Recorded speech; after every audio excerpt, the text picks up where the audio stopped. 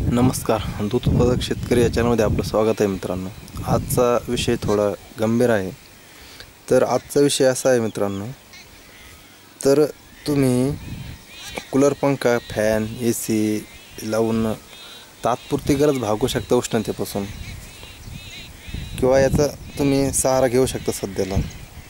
पण हे एकदम चुकीचं आहे मित्रांनो तुमचं, कारण का पुढचा येणारा काळ हा खूप भयानक आहे, ज्याचं तुम्ही अंदाज नाही लावू शकत।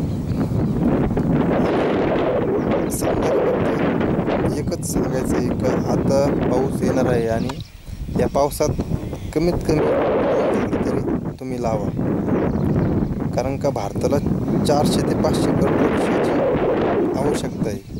नाहीतर आता जी 45-50 डिग्रीला जे तापमान जात आहे ना, तर हे कालांतराने 55-60 तर सहजासहजी जाईल, आणि 56-57 वर जर गेलं तर माणूस जिवंत राहू नाही शकत। याच्यामुळं 2 ते 3 झाडं नक्की लावा।